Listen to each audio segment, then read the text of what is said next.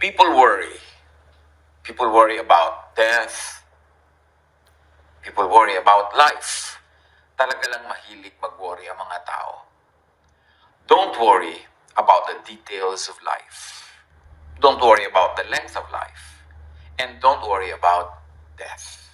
Yan ang napakaiksing pamagat ng ating pag-aaral ngayon. Ecclesiastes 5:18-20. I have seen what is best for people here on earth. They should eat and drink and enjoy their work because the life God has given them on earth is short. So si Solomon sa kahinaba-haba ng kanyang napakatalinong buhay ay may mga naipong mga karunungan na iniwan sa atin sa Book of Ecclesiastes among others. Kasi sinabi niya, ang pinakamabuting gawin ng tao na habang nabubuhay sila sa balat ng lupa ay kumain, uminom, at ma-enjoy nila ang kanilang ginagawa dahil maiksi lang naman ang buhay na ipinahiram sa atin ng Diyos dito sa balat ng lupa. Sayang ang panahon, ang buhay, pag inubos sa nega. Because what could be lacking in quantity, kahit hindi ganun kahaba ang buhay sa gusto ng marami, we can compensate in quality. Dapat hindi lang quantity time, kundi quality time ang buhay. So ang sabi ni Solomon, enjoy food and drink, which really means enjoy simple, basic, affordable, attainable pleasures. Pag sinabing food and drink, pwede yung literal, pero pwede mo rin basahin metaphorically na yung mga kaya mo, affordable. Dito, buddy, tara, buddy. Let's go, let's go. Ano meron dito, buddy? A person can do nothing. Saan niya? Ay.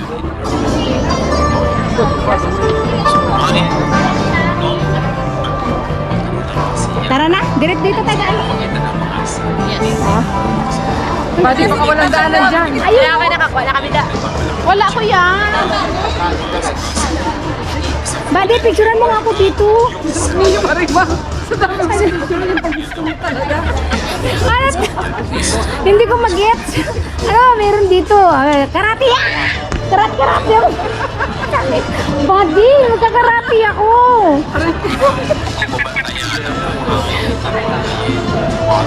Baka pagalitan ako, bastusin ko to, wag na. Mamaya may mga sentimental value. Oo, wag. Mahirap na. Kasi centennial yun eh. Oo. Ay, ang cute. Wow, buddy, oh, look. So cute. Close your eyes. Close your eyes. Close your eyes. Oh. Good job. Good job. Dayan, buddy, titingin niya ako dito sa loob.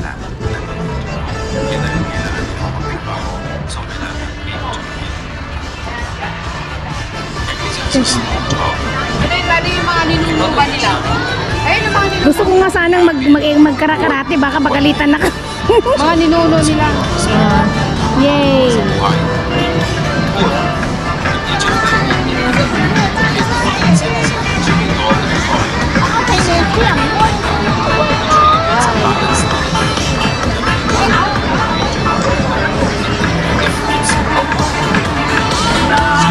Mga ninuno ba na?